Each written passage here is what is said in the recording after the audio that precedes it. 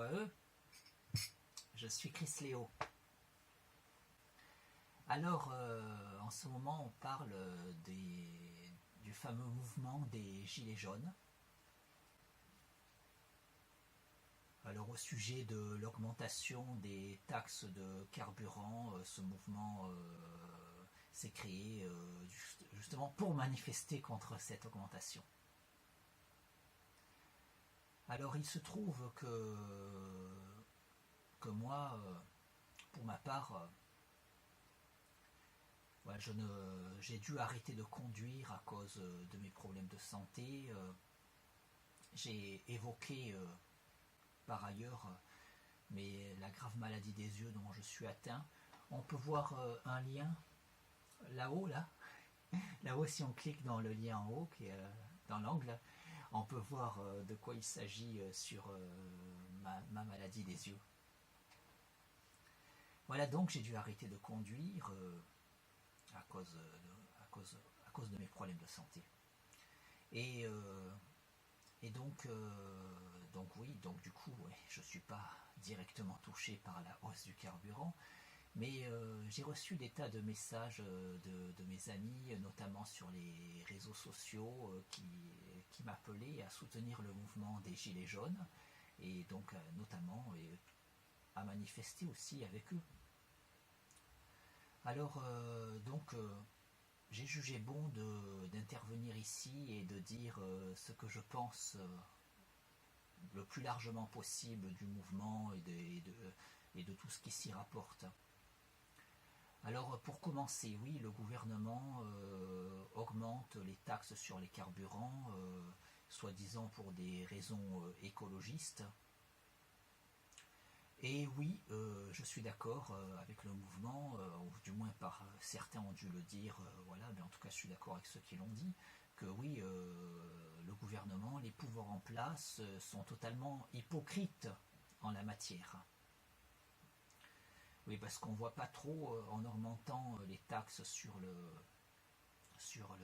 carburants, on ne voit pas trop comment ça résoudrait les problèmes des retombées des gaz à effet de serre sur la planète.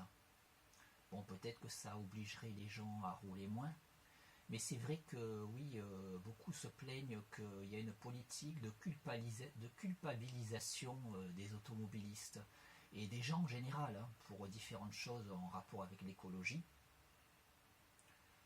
Et je ne suis pas favorable non plus à cette politique de culpabilisation. Alors, et oui, je dirais que là encore, le gouvernement et les pouvoirs en place en général sont hypocrites en la matière. Alors, oui, je ne suis pas favorable à cette politique de culpabilisation, mais contrairement à certains du mouvement des Gilets jaunes qui sont des climato-sceptiques, qui vont réagir en disant que les retombées des gaz à effet de serre sur la planète, ça ne fait rien du tout, c'est bon, on peut continuer à lâcher des gaz à effet de serre dans l'atmosphère, ça ne fait rien du tout. Bon, moi, je ne me rangerai pas sur cet avis-là. Or cet avis-là, non, je ne peux pas me ranger, je ne suis pas un climato-sceptique, je suis pour ma part, j'ai des tas de raisons en ce qui me concerne pour l'expliquer, pour y adhérer, mais donc je suis convaincu des retombées catastrophiques à plus ou moins long terme qu'auront les gaz à effet de serre sur l'environnement. Moi je ne pensais pas le faire, mais je vais un peu expliquer le topo.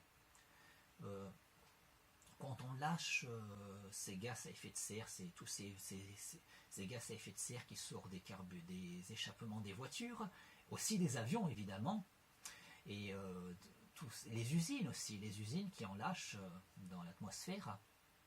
L'atmosphère est comme une séparation entre la planète et l'espace. Et ces gaz à effet de serre vont s'accumuler dans le ciel. Au-dessus de nous, ça va s'accumuler. Et du coup, ça fait une sorte de couche qui fait que quand le... Que, ouais, je ne suis pas un expert, hein, mais j'essaie d'expliquer. Bon, imaginons, on parle d'effet de serre. Quand on met, quand on met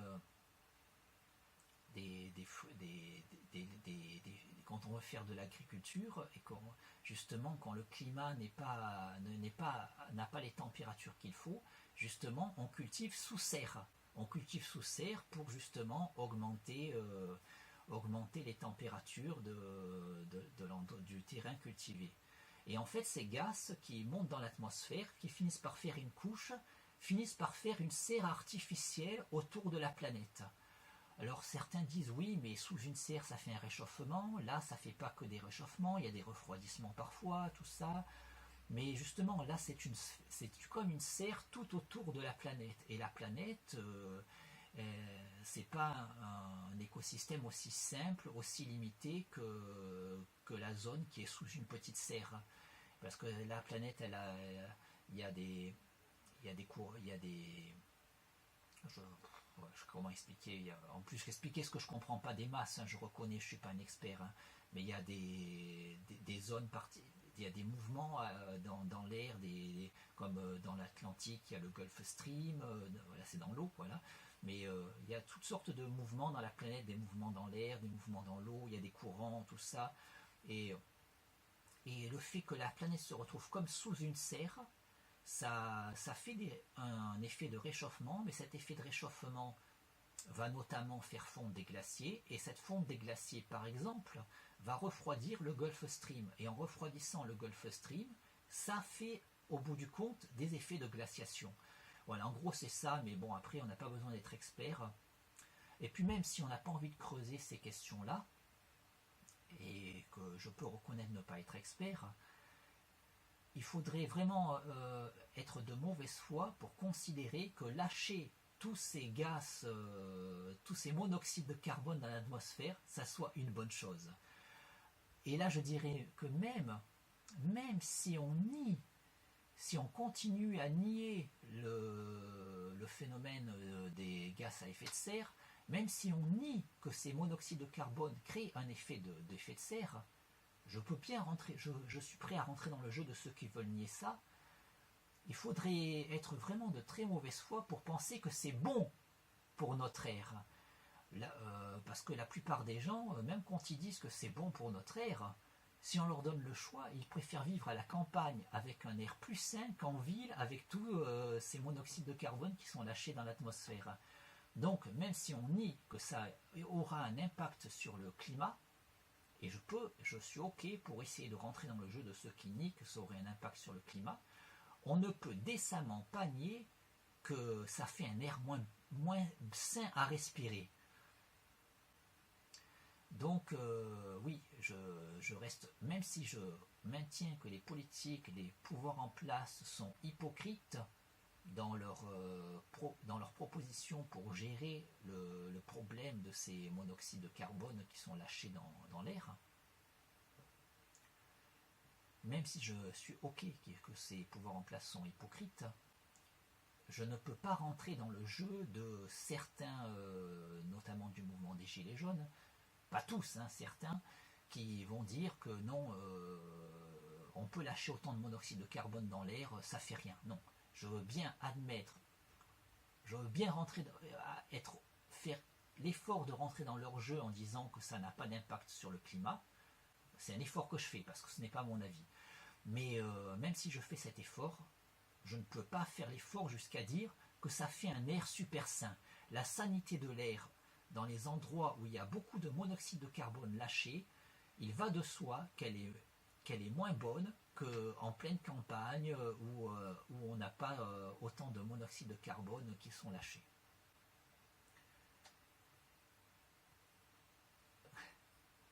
Oui, donc, même si moi j'ai une certaine sensibilité écologiste, bon, je suis pas ok pour me pourrir la vie avec l'écologie, hein, je fais ce que je peux faire, tout ça. Je suis pas ok non plus avec la culpabilisation des gens, des automobilistes, de toutes les personnes qui utilisent toutes sortes de produits.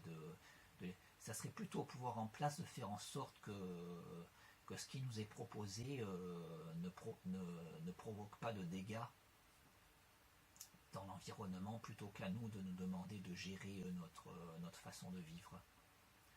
Alors je dirais notamment, notamment, voilà, au sujet des véhicules autonomes qui lâchent des monoxydes de carbone dans l'atmosphère. Je suis convaincu que ça pollue, je suis convaincu des répercussions sur la sanité de l'air, et au-delà sur le phénomène de l'effet de serre. Mais même si on nie ce phénomène de l'effet de serre, il faudrait vraiment être con pour nier l'impact sur la sanité de l'air. L'air est forcément moins sain là où on lâche beaucoup de monoxyde de carbone. Mais même si je suis même si je suis convaincu que l'air est moins sain, je pense que les politiques, les pouvoirs en place sont hypocrites en culpabilisant les usagers des véhicules automobiles. En fait, en réalité, je culpabiliserai plutôt les pouvoirs en place. Parce que notamment, je sais que dès 1987, il y avait déjà un prototype de véhicule solaire. Il y en avait peut-être avant, je ne sais pas, mais je me rappelle bien qu'en 1987, on a évoqué un prototype de véhicule solaire. Je sais qu'il y en a eu encore dans les années qui ont suivi, qu'il y en a encore aujourd'hui, mais c'est quand même dingue que depuis 1987, le véhicule solaire n'a pas assez progressé pour être proposé à tous les usagers. Et donc, et je suis convaincu qu'en cette trentaine d'années qui s'est écoulée depuis ce que je suppose être le premier prototype de véhicule solaire, que dans cette trentaine d'années, on n'ait pas été capable de faire évoluer la technologie pour que ces véhicules soient majoritaires dans la circulation automobile. Et si on n'a pas été capable, pour moi c'est clair, parce qu'on voit des technologies évoluer très vite, et pour moi je suis convaincu que si cette technologie n'a pas évolué assez vite, c'est tout simplement parce qu'on n'y a pas mis les moyens. Et c'est en ça que je dis que les pouvoirs en place sont hypocrites. Ils sont hypocrites de nous culpabiliser sur la pollution, parce qu'ils ne nous donnent pas eux-mêmes les moyens justement de moins polluer. Et en réalité, ils sont hypocrites parce qu'en fait, tout ce qu'ils veulent, en réalité, ils pensent plus au capital qu'à l'écologie. Ils prétendent penser à l'écologie, mais en réalité, ils pensent plus au capital. Et justement, ils n'ont pas mis les moyens dans le développement des véhicules solaires parce que ça ne les arrangerait pas. Et en réalité, là, c'est vrai que beaucoup des gens des mouvements des Gilets jaunes voudraient qu'on les laisse tranquilles avec le carburant, qu'on leur augmente pas les taxes. Je les comprends.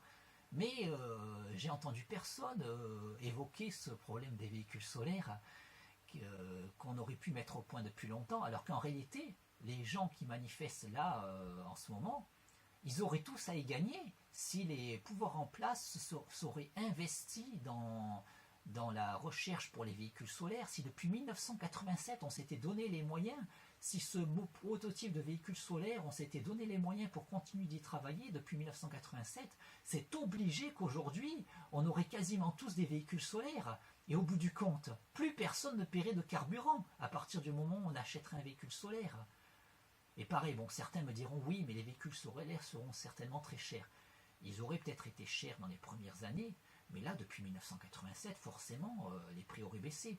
Et puis même, ça serait aussi un choix gouvernemental de faire en sorte, un choix gouvernemental censé de faire en sorte qu'il y ait des aides pour acheter des véhicules solaires. Donc, et en plus, voilà, là on se plaint, beaucoup se plaignent de l'augmentation du carburant, mais si les pouvoirs en place avaient fait ce qu'il fallait, on aurait aujourd'hui une majorité de véhicules solaires sur les routes, et en plus, tous ceux qui achèteraient des véhicules solaires n'auraient plus de problème pour payer le carburant. Et là, à la rigueur, il pourrait y avoir des aides gouvernementales pour l'achat de ces véhicules solaires, faire en sorte que le prix de ces véhicules solaires avoisine le prix des véhicules normaux, et Et à la rigueur, qu'il y ait des taxes à ce moment-là sur les carburants avec du monoxyde de carbone, sur les carburants qui dégagent du monoxyde de carbone, et des aides pour acheter les véhicules solaires. Et du coup, ça pousserait les gens à acheter les fameux véhicules solaires. Donc, oui, donc je maintiens que les pouvoirs en place sont assez hypocrites dans leur discours écologiste, et en réalité les véhicules solaires ne les arrangeraient pas parce qu'ils pensent d'abord au capital, à l'industrie du pétrole, et justement les véhicules solaires auraient mis fin, ou du moins auraient vraiment donné une claque à l'industrie du pétrole. Alors j'ai aussi entendu reprocher par des gens du mouvement Gilets jaunes qu'on s'attaque aux automobilistes alors qu'un avion dégage beaucoup plus de monoxyde de carbone qu'une grande quantité de véhicules automobiles. Bon, j'ai pas vérifié, mais c'est très très possible. Mais en tout cas, voilà, donc on m'a dit il suffirait d'enlever les avions dans le ciel.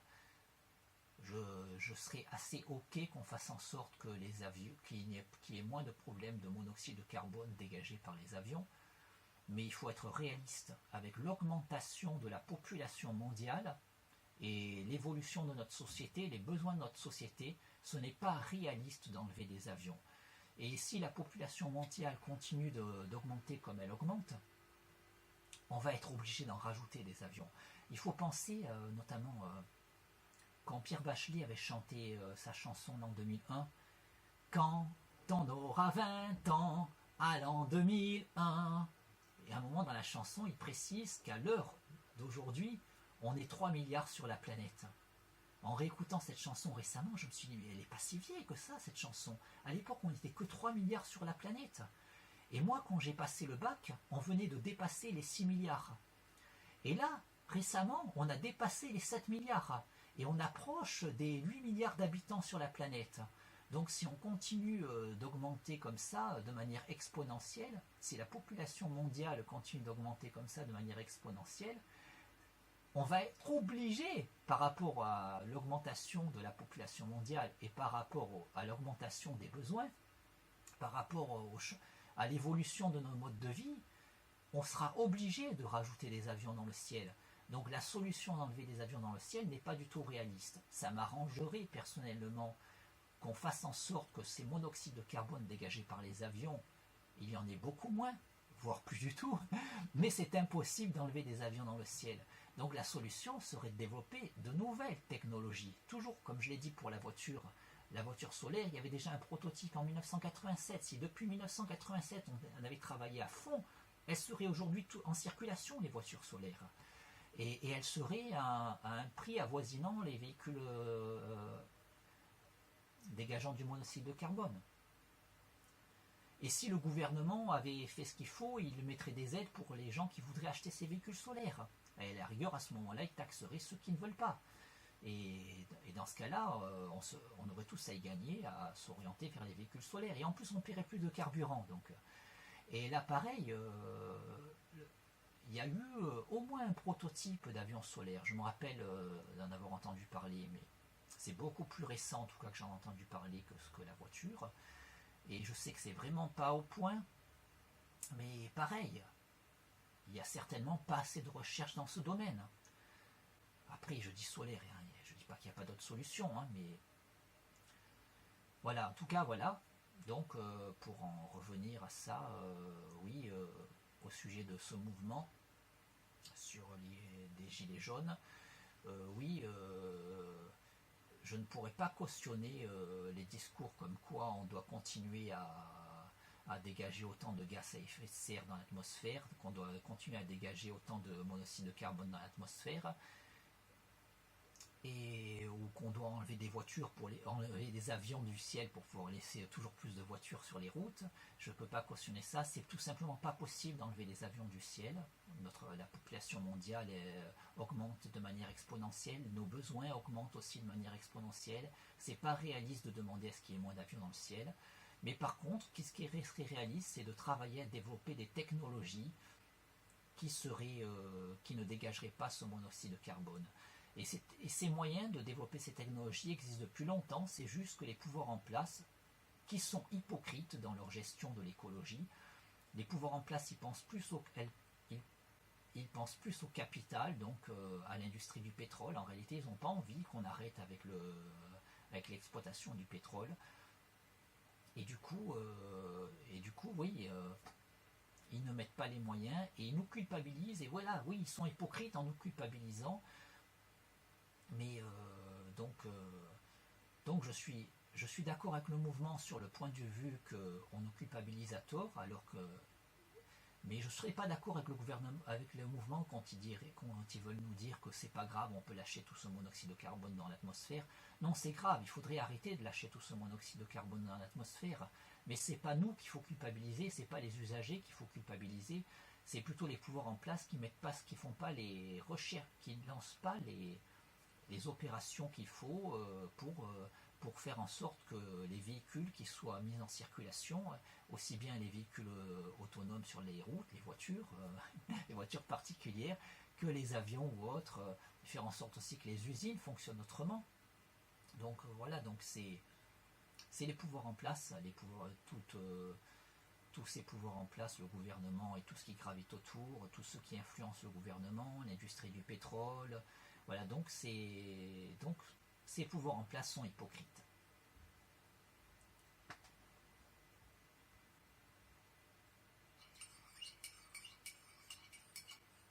Voilà, donc là, c'est ce que je pense en général sur la question.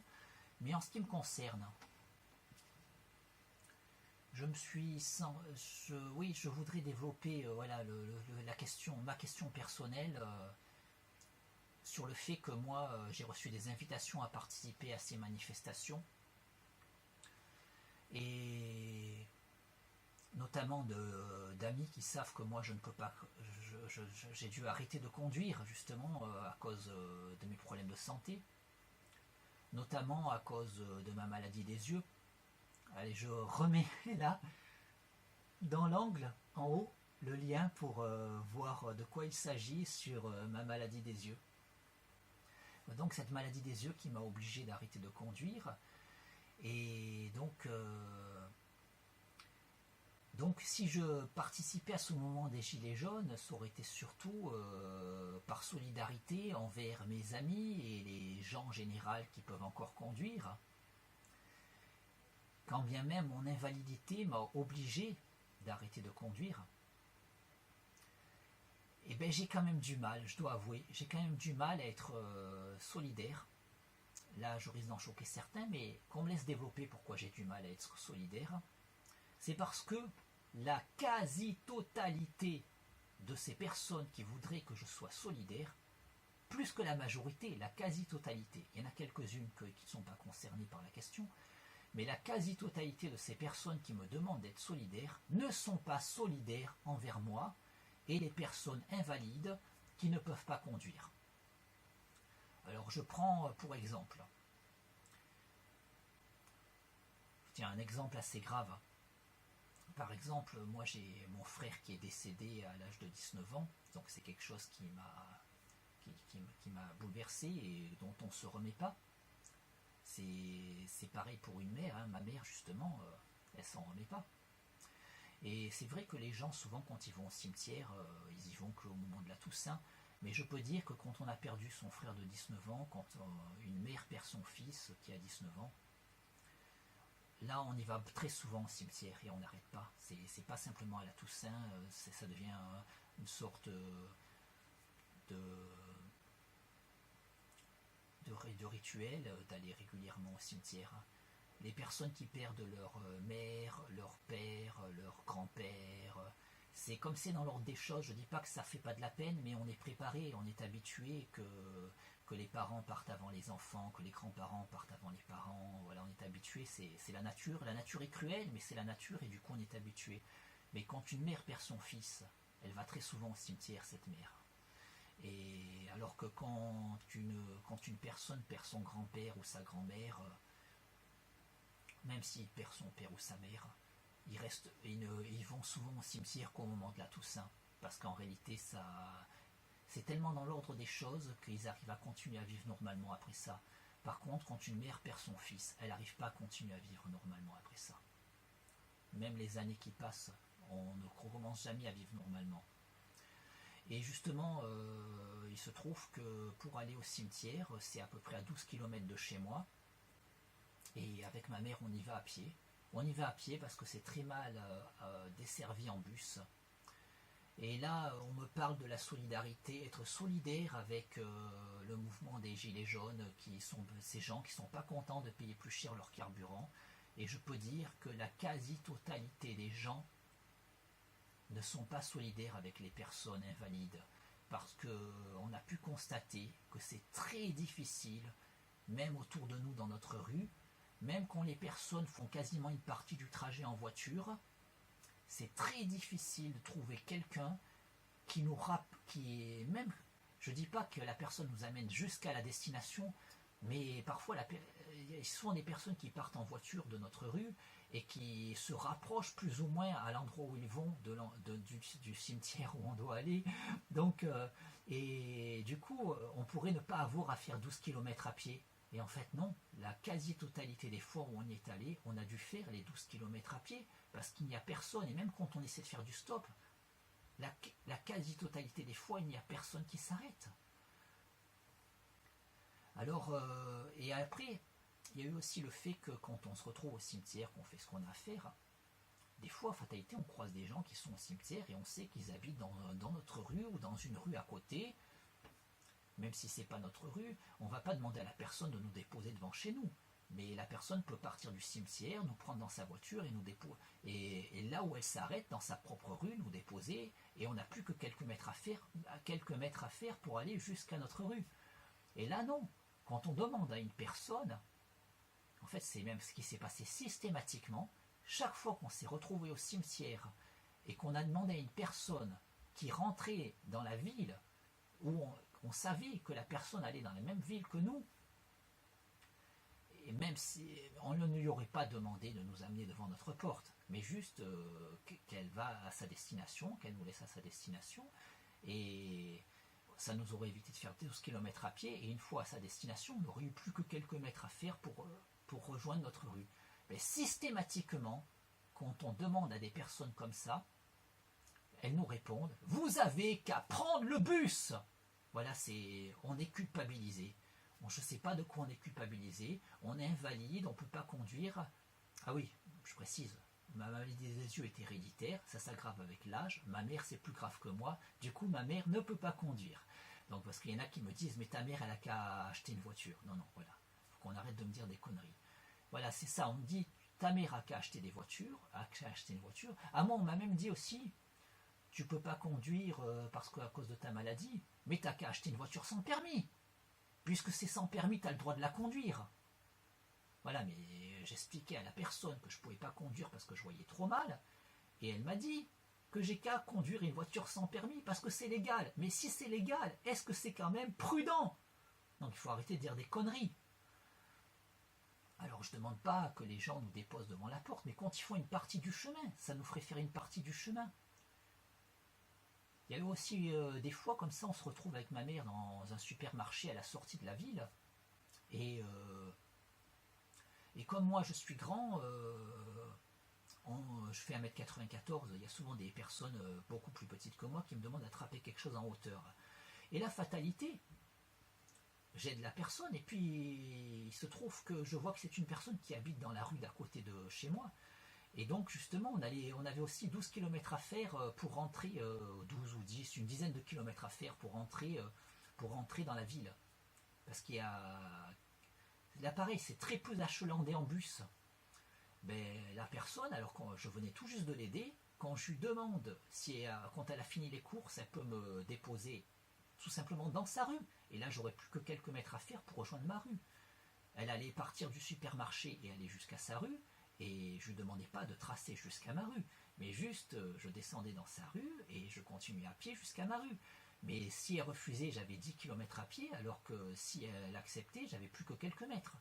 Et bien la personne m'a répondu, vous avez qu'à prendre le bus. Je venais de lui rendre service et elle me dit, vous avez qu'à prendre le bus. Et ça, Je compte pas le nombre de fois que ça m'est arrivé. À la rigueur, je peux compter le nombre de fois qu'on m'a dit OK. Et dans le nombre de fois qu'on a été OK pour me rendre service, la plupart des fois, je me suis rendu compte que la personne le faisait à contre-cœur pour ne pas être culpabilisée.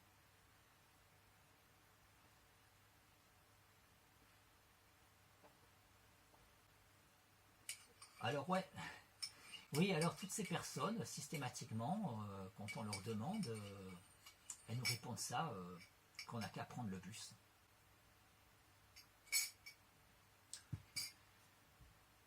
Et en plus, c'est des personnes qui ne prennent pas le bus, elles ont toujours leur voiture, elles font tous leurs déplacements en voiture, et du coup, elles partent du principe qu'il y a suffisamment de bus. Alors que selon où on habite, il n'y a quasiment pas de bus, ou du moins pas pour toutes les destinations, notamment ce supermarché que j'ai évoqué. On ne nous dépose pas en bus, le bus ne nous dépose pas au supermarché, il faut faire le trajet à pied. Le cimetière, il faut faire le trajet à pied. Donc à peu près 10 km pour aller jusqu'au supermarché en question, 12 km à pied pour aller jusqu'au cimetière et revenir encore 12 km à pied.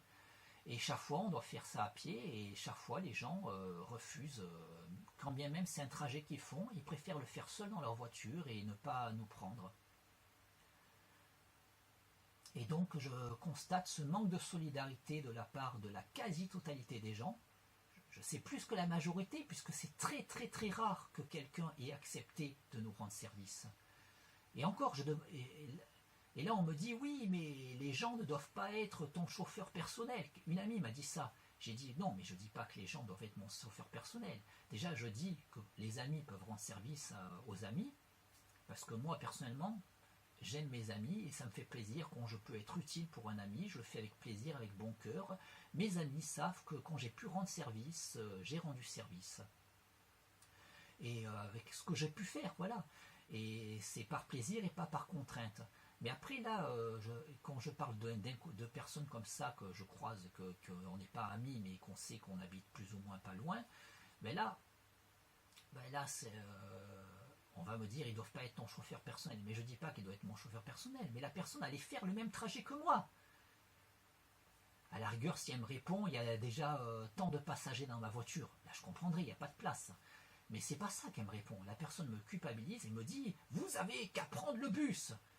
Alors, vu que ces personnes manquent de solidarité, parce que la solidarité humaine, ça, c'est quand même quelque chose de très beau. Moi, personnellement, quand je peux rendre service, je le fais de bon cœur. Donc j'arrive pas à comprendre qu'en face de moi, la quasi-totalité des gens n'ont pas cette solidarité humaine. La quasi-totalité des gens n'ont pas cette solidarité humaine, et après, à moi, on me demande maintenant d'être solidaire avec le mouvement des Gilets jaunes pour que tous ces gens qui conduisent parce qu'ils n'ont pas un handicap qui les empêche de conduire, pour que moi, je devrais manifester pour qu'ils payent leur carburant moins cher. Alors que la quasi-totalité ne veulent même pas me laisser une place dans leur voiture, quand bien même ils font le même trajet que moi. Alors eux, ils le font en voiture, et moi à pied, 12 km à pied, souvent c'est arrivé. Donc c'est quand même rageant. Et il y a aussi autre chose, aussi, justement j'évoque les bus. Et les bus, justement, parce que les gens ils prennent pas le bus, et ils pensent qu'il y a des bus pour toutes les destinations. Selon où on habite, il n'y a pas des bus pour toutes les destinations, et il n'y a pas des bus très souvent aussi. Et notamment dans ma rue, il y a aussi une particularité, c'est que il y a de nombreuses personnes qui se sont mobilisées pour faire signer une pétition pour faire supprimer autant de bus que possible de ma rue.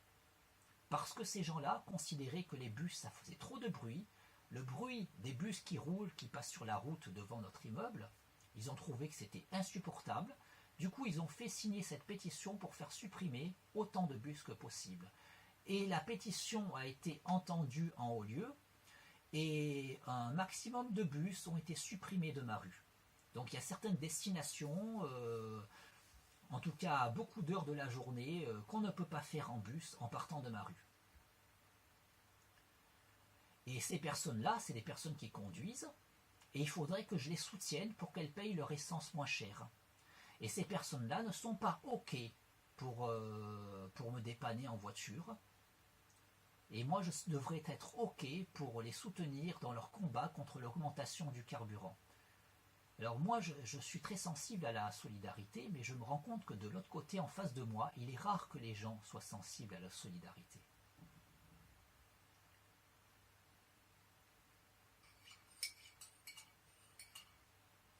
Je pense tout d'un coup à une autre anecdote que je veux rapporter.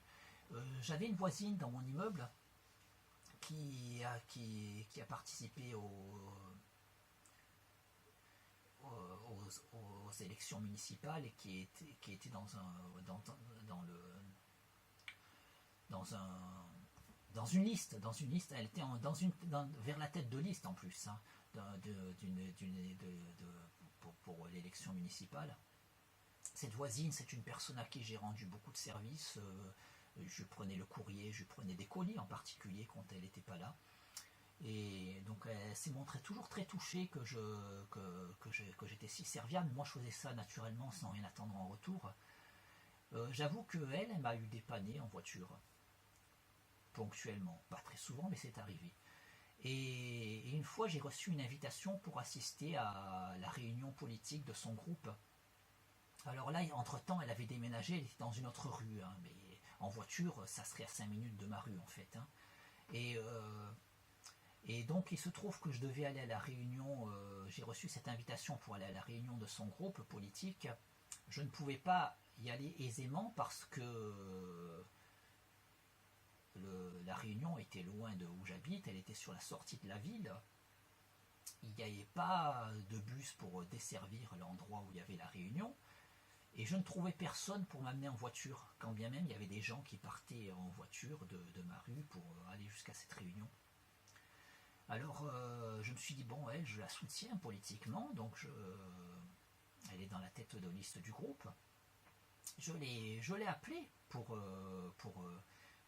lui demander de m'amener, de faire un crochet de sa rue jusqu'à ma rue. Ça y aurait pris 5 minutes, pour après partir ensemble jusqu'à la réunion. Elle ne m'a pas répondu, je lui ai laissé un message. Finalement, comme j'ai pas eu de réponse, j'ai quand même voulu aller à la réunion politique pour soutenir le groupe. Et j'ai pris un bus, c'était le soir, il faisait noir, je voyais très mal en sortant du bus. J'ai dû marcher pour aller jusqu'à l'endroit de la réunion, mais comme il faisait noir et que je vois déjà très mal, et je voyais très mal là dans le noir, et du coup, je me suis perdu. J'ai eu du mal à retrouver mon chemin pour aller jusqu'au lieu de la réunion. À un moment, j'ai entendu la voix d'une personne que je connaissais, et à la voix, je me suis guidé, et cette personne a pu après me guider jusqu'au lieu de la réunion. Et là, je croise la politicienne en question, qui me reproche d'y avoir laissé le message sur le répondeur. Elle me dit, mais tu sais bien que j'habite plus dans ta rue.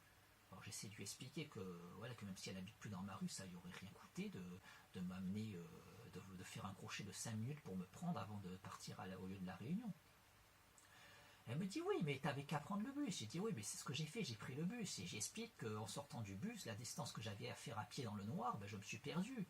Elle me dit, oui, mais puisque tu es là, tu t'es retrouvé. Elle me dit, de quoi tu te plains, tu as réussi à trouver ton chemin, comme un grand garçon. Elle sait mes problèmes aux yeux, et on dirait qu'elle se fout de ma gueule en me disant, t'as trouvé ton chemin comme un grand garçon. Mais sur le coup, je l'ai eu mauvais. Je me suis dit, mais pourquoi je soutiens son groupe politique ? Ça fait mal, et il faudrait comprendre que ça fait mal.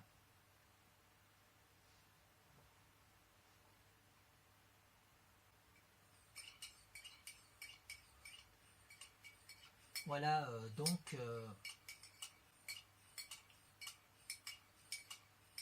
voilà, je crois que j'ai fait le tour de ce que je pense de ce mouvement des Gilets jaunes. Oui, je suis d'accord avec le fait que le gouvernement est hypocrite, les pouvoirs en place sont hypocrites, ce n'est pas les particuliers qu'il faut culpabiliser, c'est les pouvoirs en place qui doivent mettre les moyens pour faire en sorte de réagir contre ces monoxydes de carbone qui sont lâchés dans l'atmosphère. Je suis contre les défenses de certains du mouvement des Gilets jaunes qui veulent dire que non, le monoxyde de carbone c'est pas mauvais. Même si on réfute la théorie du changement climatique, il faudrait vraiment ne pas être lucide pour considérer que ce monoxyde de carbone n'a pas d'impact sur la sanité de l'air. Donc dans le pire des cas, enfin ce dégagement de monoxyde de carbone dans l'atmosphère a forcément au moins un impact sur la sanité de l'air, et ça, il faudrait vraiment ne pas être lucide pour ne pas le reconnaître. Donc, je suis d'accord avec les gens du mouvement des Gilets jaunes sur le fait que les pouvoirs en place, le gouvernement, sont hypocrites de les culpabiliser. Je suis contre les gens de ce mouvement quand ils disent que le monoxyde de carbone n'est pas mauvais, n'a pas d'impact sur la sanité de l'air. Ça a forcément de l'impact sur la sanité de l'air. Moi, je dirais que ça a aussi de l'impact sur le changement climatique. Je ne suis pas le seul à le dire. Mais même si je me trompe là-dessus, ça a au moins de l'impact sur la sanité de l'air. Et pour quand même développer que ça a de l'impact sur le climat, moi je me rappelle dans mon enfance, on était infesté de mouches. Et aujourd'hui, c'est très rare qu'on voit une mouche. Donc, si les mouches elles meurent, c'est quand même inquiétant. Bon, j'avoue que ça ne me dérange pas comme ça de ne pas être infesté de mouches, mais je me rappelle quand même qu'on était infesté de mouches. Et c'est quand même bizarre. C'est quand même bizarre que les mouches elles meurent. Bon, les gens, ils ont la mémoire courte, ils s'en rappellent plus. C'est pareil sur les papillons. Là, les papillons, ça me fait plus de peine, c'est beau les papillons. Quand j'étais enfant, j'habite toujours dans la même ville, j'ai grandi dans cette ville. Quand je sortais dans la rue, je voyais souvent des envolées de papillons. Mais j'en vois plus. Quand tout d'un coup, je vois un papillon, je fais « Oh, un papillon !» On dirait que c'est devenu tellement rare. Et pareil, les gens, quand je leur parle, ils me disent « Non, non, il y a toujours autant de papillons. » Bon, évidemment qu'on en voit des papillons, mais ils ne se rendent pas compte qu'on en voyait beaucoup plus. Il y a quelques personnes autour de moi qui ont la lucidité. J'ai entendu d'autres personnes me dire qu'à l'époque, on en voyait beaucoup de mouches, on voyait beaucoup de papillons. Mais la majorité des gens, ils oublient, ils ont la mémoire courte.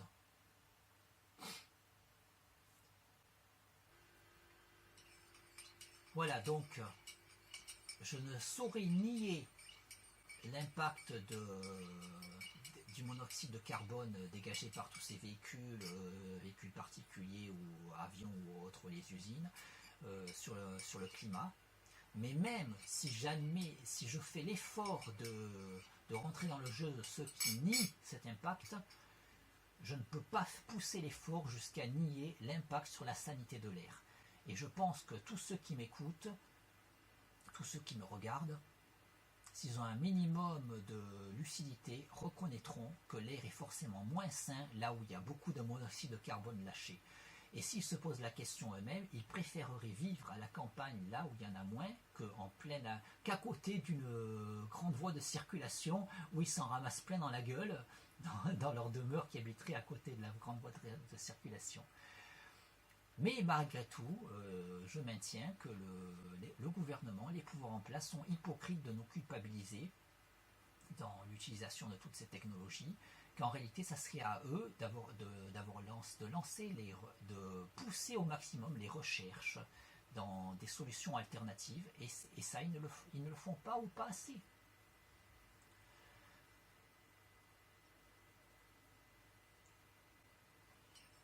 Bon, et par contre, pour conclure, puisque moi j'ai dû arrêter de conduire à cause de mes problèmes de santé, puisque si j'avais dû manifester avec le mouvement des Gilets jaunes, ça aurait été par solidarité envers ceux qui doivent payer de l'essence. Et vu que par expérience je me suis rendu compte que la quasi-totalité des gens ne sont pas solidaires envers les autres causes que la leur, moi, je serais volontaire solidaire avec les autres causes que la mienne. Mais la quasi-totalité des gens ne le sont pas, c'est bien plus que la majorité. Je sais d'expérience, j'ai évoqué différentes anecdotes. Et donc, du coup, j'ai eu tellement mal en moi chaque fois que j'ai eu besoin d'être pris dans une voiture pour pas faire des dizaines de kilomètres à pied. Et que chaque fois, on me répond « T'as qu'à prendre le bus !» alors que la personne a fait le même trajet que moi et elle ne veut pas me prendre dans sa voiture, et ça m'est arrivé tellement de fois, et chaque fois ça m'a fait mal dans le ventre. Et du coup maintenant, quand on me demande d'être solidaire avec le mouvement des Gilets jaunes pour aider tous ces gens qui ont la chance de pouvoir encore conduire à payer moins cher leur carburant, quand je sais que la quasi-totalité de ces gens, ben, ils ne seraient pas OK pour me dépanner, pour me prendre dans leur voiture, quand bien même ils font le même trajet que moi, et qu'ils préfèrent être seuls dans leur voiture et m'obliger à faire une dizaine de kilomètres à pied. J'avoue que voilà, je l'ai mauvaise, et du coup, voilà, ceux qui me regardent, qui se posent la question, est-ce qu'ils seraient solidaires envers les personnes invalides qui ne peuvent pas conduire? Ou est-ce qu'ils leur diraient, t'as qu'à prendre le bus, quand bien même ils font le même trajet que la personne? Alors s'ils sont solidaires, ils pourront se dire, oui, bon, le gars il n'est pas tombé sur les bonnes personnes. Et où ils sauront qu'ils sont dans les rares personnes qui sont solidaires, parce que j'ai quand même tenté plusieurs fois ma chance, hein, et là j'ose même plus, hein. J'en ai marre d'entendre t'as qu'à prendre le bus. Alors du coup, et ces personnes qui ont fait enlever le bus dans ma rue parce que le bus ça fait trop de bruit. Et ces personnes, il faudrait que je les soutienne pour pas qu'elles payent l'essence trop cher. Donc voilà, donc quand bien même tout ce que je pense, tout ce que j'ai dit, l'hypocrisie du gouvernement, oui c'est vrai, le gouvernement qui nous culpabilise alors que c'est pas nous qu'il faudrait culpabiliser. Mais là, moi que j'ai dû arrêter de conduire à cause de mes problèmes de santé, mais maintenant je devrais soutenir le mouvement des Gilets jaunes par solidarité. Je ne peux pas, je ne peux pas soutenir ce mouvement par solidarité parce que j'ai trop souffert, moi, de ne pas sentir la solidarité vers moi.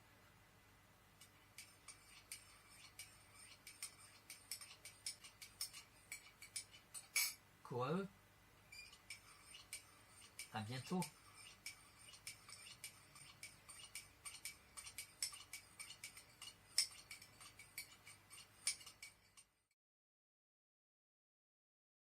Quoi, eux?